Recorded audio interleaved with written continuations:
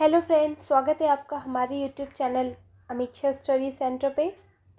तो मैं आपको रेलवे के एग्ज़ाम्स की प्रिपरेशन करवा रही थी।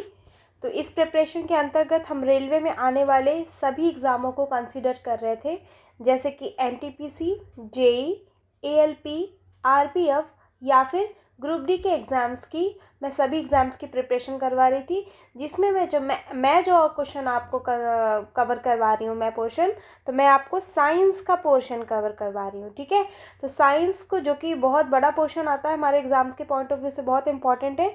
तो उसमें साइंस में पूछे गए सभी आपको प्रीवियस ईयर क्वेश्चंस प्लस उनके कॉन्सेप्ट इन वीडियोस से आपको करवाए जा रहे हैं। तो अभी तक मैं आपको फिज़िक्स के काफ़ी सारे टॉपिक कंप्लीट करवा चुकी हूँ। मैं धीरे धीरे केमिस्ट्री और बायोलॉजी भी आपको कराऊंगी। फ़िलहाल मैं फिज़िक्स से पे चल रही हूँ। तो आज हम जो टॉपिक ले रहे हैं, जिस टॉपिक के क्वेश्चन मैं उठा रही हूँ प्रीवियस ईयर क्वेश्चन, वो है हमारा थर्मोडायनेमिक्स। तो थर्मोडायनेमिक्स में हम आए हुए सभी शिफ्ट के हम चैप्टर वाइज क्वेश्चंस देख रहे हैं। तो चलिए, थर्मोडायनेमिक्स के जो भी क्वेश्चन आए हैं आपके किसी भी एग्ज़ाम में, कोई भी क्वेश्चन आपका इस वीडियो के बाद छूटेगा नहीं, है ना। तो चलिए स्टार्ट करते हैं आज के पहले क्वेश्चन से। तो आपकी स्क्रीन पे पहला क्वेश्चन दिख रहा होगा। क्वेश्चन में हमसे पूछा गया है, what is the product of pressure and volume and the sum of internal energy called. हमसे पूछा गया है दाब या दबाव और आयतन के गुणनफल और आंतरिक ऊर्जा के योग को क्या कहते हैं। हमें ऑप्शन में दिया गया है वर्क डन, एंट्रोपी, एंथैल्पी या फिर इनमें से कोई नहीं। तो देखिए, हम लिख लेते हैं। हमको बोला गया है product of pressure and volume. तो pressure and volume and sum of internal energy. Sum of internal energy मतलब कि यू, ये किसके इक्वल होता है? ये होता है एच के इक्वल। ठीक है, ये हमारी थर्मोडायनेमिक्स की इक्वेशन भी होती है। तो ये एच के इक्वल है and H stands for enthalpy. किसके एच का मतलब क्या होता है? एंथैल्पी। तो हमारा सी ऑप्शन यहाँ पे करेक्ट हो जाता है। एंथैल्पी का ये फॉर्मूला होता है, ये आपकी थर्मोडायनेमिक्स की लॉ भी है, U plus P into V. अगले क्वेश्चन में हम आ जाते हैं। अगले क्वेश्चन में हमसे पूछा है, which of these electrical device is based on joules law of heating. इसमें से पूछा गया, इनमें से कौन सा उपकरण जो है जूल के तापन नियम पर आधारित नहीं है। ठीक है, नॉट मैंने मिस कर दिया था, लेकिन आपको मिस नहीं करना है ना। तो यहाँ पे ऑप्शन दिए हुए हैं, electric kettle, electrical plugs and switches, electric ion या फिर fuse used in electric circuit. Fuse जो कि इलेक्ट्रिक सर्किट में यूज़ होता है। तो देखिए, हमें बताना है कि जो हमारा एक आपने पढ़ा होगा, heating effect of electric current, heating effect of electric current, जिसकी वजह से क्या होता है? हीटिंग होता है। वही उसी पे हमारी जूल्स की लॉ भी बेस्ड है। तो देखिए, इलेक्ट्रिक कैटल हो, चाहे आयन हो या फिर फ्यूज़ हो, सब किससे रिलेटेड है? सब टेम्परेचर से, हीट से रिलेटेड है। ठीक है, लेकिन जो प्लग्स और स्विचेस रहता है ये हमारा हीट से रिलेटेड नहीं है। तो हमको नहीं वाला ये ऑप्शन बताना था, इसलिए हमारा बी ऑप्शन करेक्ट हो जाता है। Electrical plugs and switches are not based on the joules law of heating. Next question में हम आ गए हैं। हमसे क्वेश्चन में पूछा हुआ है, the zeroth law of thermodynamics states that. हमसे यहाँ पे करेक्ट जो है थर्मोडायनेमिक्स की ज़ीरोथ लॉ का नियम पूछा गया है। तो देखिए, यहाँ पे देखिए, जो फोर्थ स्टेटमेंट आपको दिया हुआ है, मतलब ऑप्शन डी, इसमें आपको दिया हुआ है, when two systems are in thermal equilibrium with the third system, they are in thermally equilibrium with each other। देखिए, आप इसको ऐसे समझिए कि आपका एक ये सिस्टम है, ये आपका इक्विलिब्रियम है इसके साथ, ठीक है, और ये दो सिस्टम इसके साथ इक्विलिब्रियम है। मतलब कि ये आपका फर्स्ट है, ये सेकंड है और ये थर्ड है। फर्स्ट तो आपका थर्ड के साथ इक्विलिब्रियम में है और सेकंड जो है आपका वो भी थर्ड के साथ इक्विलिब्रियम स्टेट में है।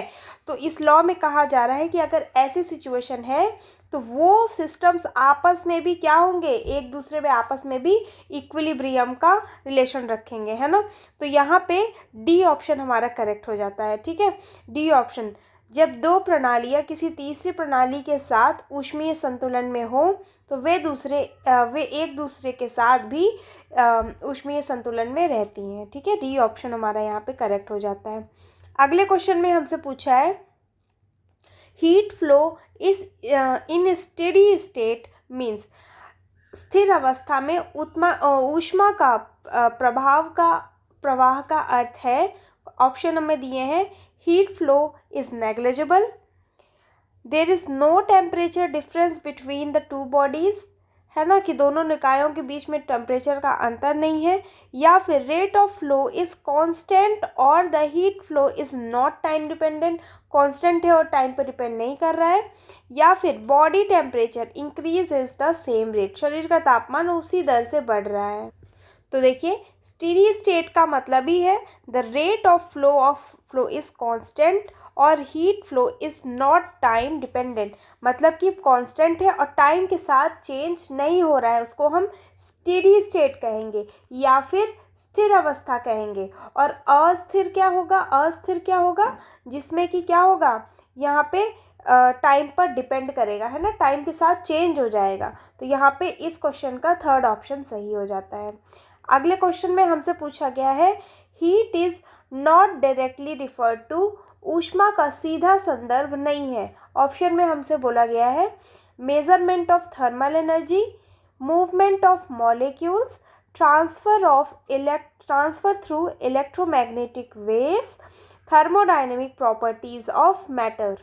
तो देखिए हीट का जो रिलेशन रहता है वो मूवमेंट ऑफ मॉलिक्यूल से होता है ऑब्वियसली, मॉलिक्यूल्स पे मूवमेंट पे हीट जो है डायरेक्टली डिफ़र करती है, और इलेक्ट्रोमैग्नेटिक वेव्स के ट्रांसफ़र पर भी डिपेंड करती है, और थर्मोडायनेमिक्स ऑफ मैटर उस मैटर की प्रॉपर्टीज़ थर्मोडायनेमिक प्रॉपर्टीज़ पे भी डिपेंड करती है, लेकिन मेजरमेंट ऑफ थर्मल एनर्जी पे डिपेंड नहीं करती, इसीलिए हमारा ए ऑप्शन यहाँ पे करेक्ट हो जाता है। अगले क्वेश्चन में हम आते हैं। हमसे क्वेश्चन में पूछा गया है व्हाट इज़ हीट बजट, हमसे हीट बजट पूछा गया है कि क्या होता है। ऑप्शन में हमको दिया है balance between heat emitted from the sun and the incident heat absorb by the earth, या फिर सोलर रेडिएशन, या फिर balance between incident heat absorb by earth and heat lost at radiation, या फिर टेरेस्ट्रियल रेडिएशन।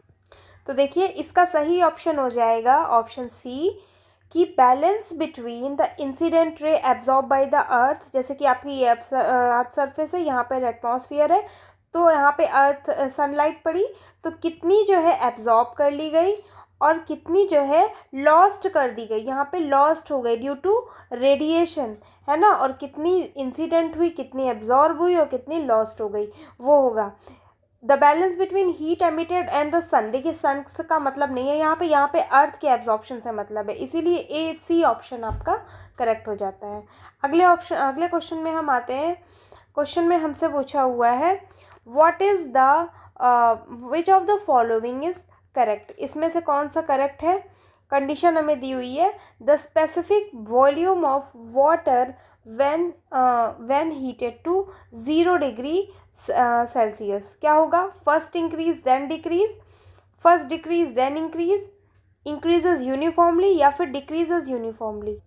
तो देखिए volume of water जो है वो पहले हमारा क्या होता है, डिक्रीज होता है ना, पहले डिक्रीज होता है up to what, up to 4 degree centigrade, 4 degree centigrade तक वॉल्यूम जो है हमारा घटता है या आयतन जो है कम होता है, और फिर उसके बाद में जैसे ही 4 डिग्री सेंटीग्रेड अचीव होता है वैसे ही हमारा वॉल्यूम क्या है, बढ़ना शुरू होता है। तो हमसे ये भी क्वेश्चन पूछा जाता है कि किस टेम्परेचर में वॉल्यूम ऑफ वाटर सबसे कम होता है, तो दैट इज़ 4 डिग्री सेल्सियस। ठीक है, तो इस क्वेश्चन के हिसाब से हमारा करेक्ट ऑप्शन हो जाएगा ऑप्शन बी कि पहले घटता है फिर बढ़ता है, first decreases then increases, option B is correct. अगले क्वेश्चन पे हम आ जाते हैं। अगले क्वेश्चन में हमसे पूछा है dash is used to control temperature in automatic heating equipment, किसको हम यूज़ करते हैं स्वचालित हीटिंग उपकरणों में तापमान को नियंत्रित करने के लिए प्रयोग किया जाता है। ऑप्शन हमको दिए हुए रेक्टिफायर, ट्रांसफार्मर, पोटेंशियल कंट्रोलर या फिर थर्मोस्टेट। तो self controlling automatic heating equipment में क्या हो जाते हैं, थर्मोस्टेट को एज अ कंट्रोलर यूज़ किया जाता है, ठीक है, ऐसे डिवाइसेस में। तो डी ऑप्शन हमारा करेक्ट हो जाता है। अगले क्वेश्चन में हम आ गए हैं। अगले क्वेश्चन में हमसे पूछा है विच law of thermodynamics defines entropy. कौन सी लॉ जो है थर्मोडायनेमिक्स की वो एंट्रोपी को डिफाइन करती है। तो देखिए एंट्रोपी होता क्या है, तो ये होता है degree of randomness of particle, ठीक है, रैंडमनेस और अनसर्टेनिटी, ठीक है, अनसर्टेनिटी या फिर रैंडमनेस को हम क्या बोलते हैं, ही हम एंट्रोपी बोलते हैं। तो एंट्रोपी के बारे में हमें किस लॉ में बताया गया है, तो ये हमको सेकंड लॉ ऑफ थर्मोडायनेमिक्स में बताया गया है, ठीक है। तो इसमें क्या क्या कहा गया है कि in an isolated system entropy remains constant, ठीक है, ये आपका एंट्रोपी का जो है स्टेटमेंट होता है, ठीक है। तो सेकंड लॉ आपका हमारा सी ऑप्शन करेक्ट हो जाता है। अगले क्वेश्चन पे हम आते हैं। अगले क्वेश्चन में हमसे क्वेश्चन पूछा है an instrument which can measure the temperature of person whose temperature is to be taken without touching it.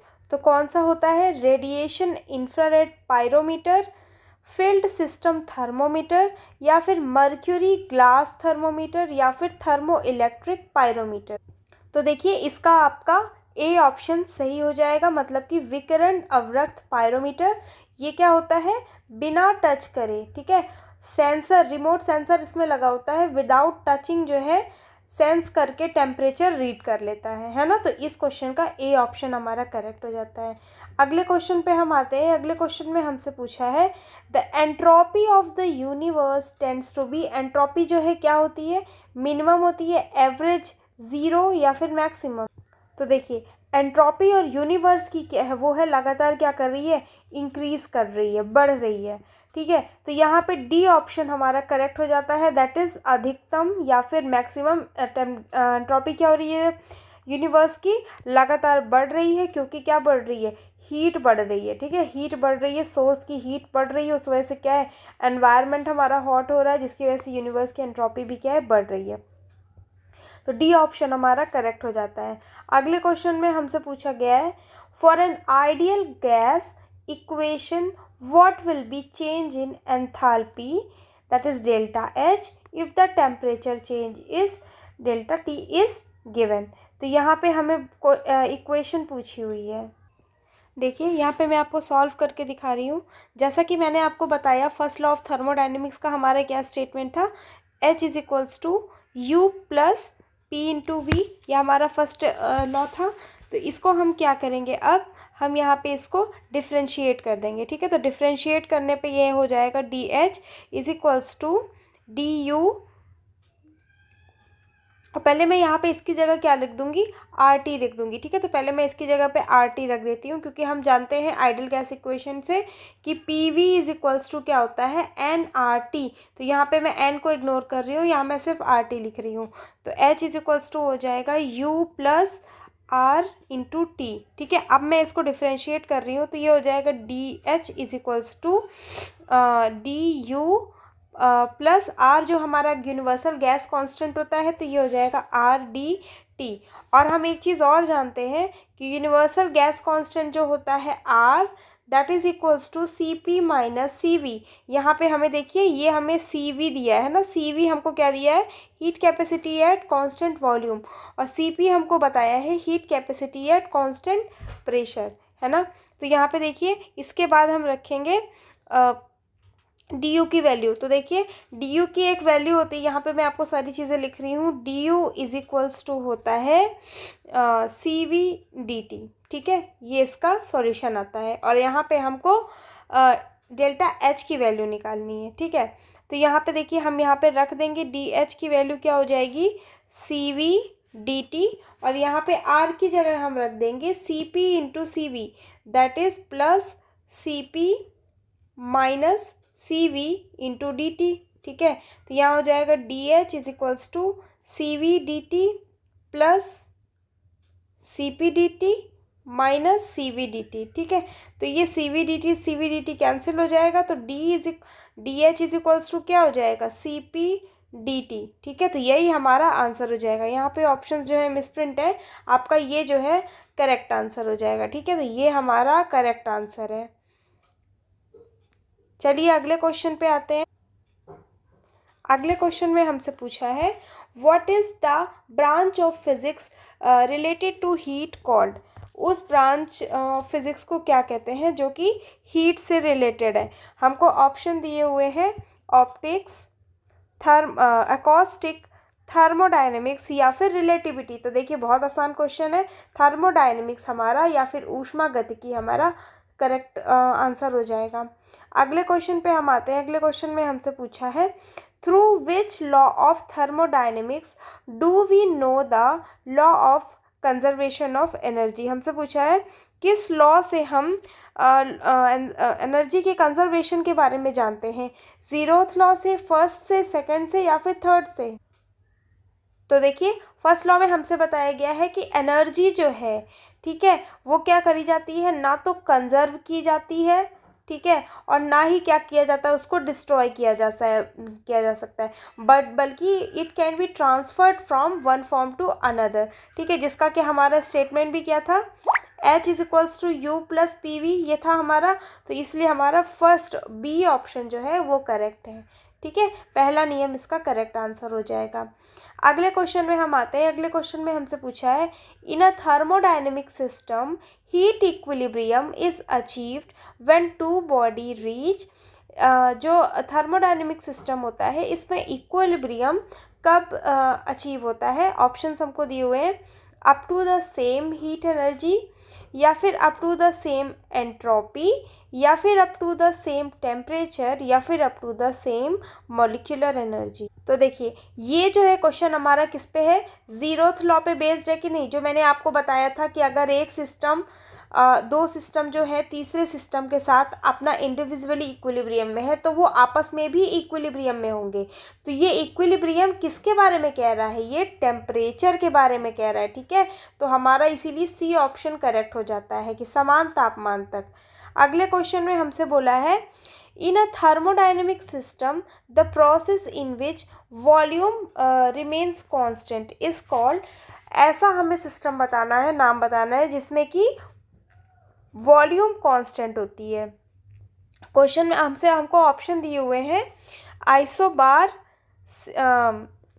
Symmetrical. देखिए ये सिमेट्रिक नहीं होगा बल्कि ये हो जाएगा आइसोकोरिक प्रोसेस, ठीक है। तो देखिए आइसोबार में क्या होता है आप नोट भी कर सकते हैं, प्रेशर रिमेन्स कांस्टेंट, ठीक है, प्रेशर कांस्टेंट है। आइसोकोरिक में वॉल्यूम कांस्टेंट है, ठीक है। हमसे वॉल्यूम के ही बारे में पूछा है। एडियाबैटिक में क्या होता है, एडियाबैटिक में Q इज इक्वल्स टू मतलब कि चेंज इन एनर्जी जो है हीट कांस्टेंट होती है, ठीक है। और ये कॉस्मोपॉलिटन नहीं, ये होना चाहिए था आपका आइसोथर्मल, ठीक है, आइसोथर्मल। आइसोथर्मल में क्या होता है डेल्टा U यानी कि इंटरनल एनर्जी रिमेन्स कांस्टेंट, ठीक है। तो ये मैंने आपको एक्स्ट्रा इन्फॉर्मेशन दे दी है। तो यहाँ पे बी ऑप्शन हमारा करेक्ट हो जाता है, दैट इज आइसोकोरिक, ठीक है। आइसोकोरिक यहाँ पे सही आंसर आपका ऑप्शन हो जाएगा। तो आप चाहे तो नोट भी कर सकते हैं ये सारी चीज़ें। और आज के थर्मोडायनेमिक्स क्वेश्चन के लिए इतना ही। अगले वीडियो में मैं दूसरे टॉपिक से क्वेश्चन लेकर आऊँगी। इसी तरीके के क्वेश्चंस के लिए हमारे चैनल से जुड़े रहिए, सब्सक्राइब करिए और शेयर करिए। Thank you.